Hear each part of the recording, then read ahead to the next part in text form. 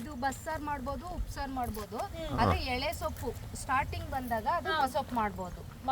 ಇದನ್ನ ಮಾಡಕ್ ಹೋದ್ರೆ ನಾರ್ ತರ ಬರುತ್ತೆ, ಇವಾಗ ಮಾಡಕ್ ಆಗಲ್ಲ. ಅದು ಎಳೆ ಸೊಪ್ಪು ಬಂದಾಗ ಮಾತ್ರ ಸ್ಟಾರ್ಟಿಂಗ್ ಬರುತ್ತಲ್ಲ, 2 ಎಲೆ ಬಂದಾಗ ಮಾತ್ರ ಅದು ಮಸೊಪ್ಪಾಗುತ್ತೆ. ಈ ಹೂ ಬರಕ್ಕೂ ಬಲ್ತಿದೆ ಅಂತ ಗಿಡ ಅರ್ಥ. ಅಂದ್ರೆ ಬಲ್ತಿದೆ ಅಂತಲ್ಲ, ಅದು 5 ಎಲೆ ಬಿಟ್ಟಾದ್ಮೇಲೆ ಅದ್ ಏನೇ ಆಗ್ಲಿ ಅಂದ್ರೆ 3 ದಿವಸ ಅದ್ ಬಂದು 3 ದಿವಸಕ್ಕೆ ಹೂ ಬಂದ್ಬಿಡುತ್ತೆ. ಅದ್ರ ವ್ಯಾಲ್ಯೂವೇ ಅಷ್ಟು. ಅಂದ್ರೆ ಈ ಸೊಪ್ಪೆ ಹಂಗೆ. ಆಮೇಲೆ ಈಗ 2 ತಿಂಗಳು ಸಿಗುತ್ತೆ, ಅಂದ್ರೆ ಈಗ ಸ್ಟಾರ್ಟಿಂಗ್ ಇದೆಯಲ್ಲ, ಇನ್ನು 2 ತಿಂಗಳು ಸಿಗುತ್ತೆ.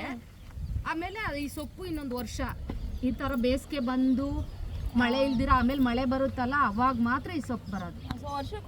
ವರ್ಷಕ್ಕೊಂದ್ಸಲ 2 ತಿಂಗಳಲ್ಲಿ ಇರುತ್ತೆ ಅಷ್ಟೇ. 2 ಸಲ ಇಲ್ಲ, ವರ್ಷಕ್ಕೊಂದೇ ಸಲ. ಇವಾಗ ಬಲ್ತೋಗಿದೆ, ನೀವೇನ್ ಅಡ್ಗೆ ಮಾಡ್ತಿದ್ದೀರಿ? ಈಗ ಉಪ್ಸಾರು ಬಸ್ಸಾರು ಮಾಡ್ಬೋದು.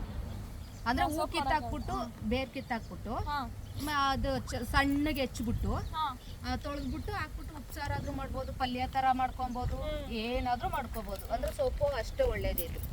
ಮತ್ತೆ ಎಳೆದಾಗಿರುವಾಗ ಮಸೊಪ್ಪು ಮಾಡ್ಬೋದು.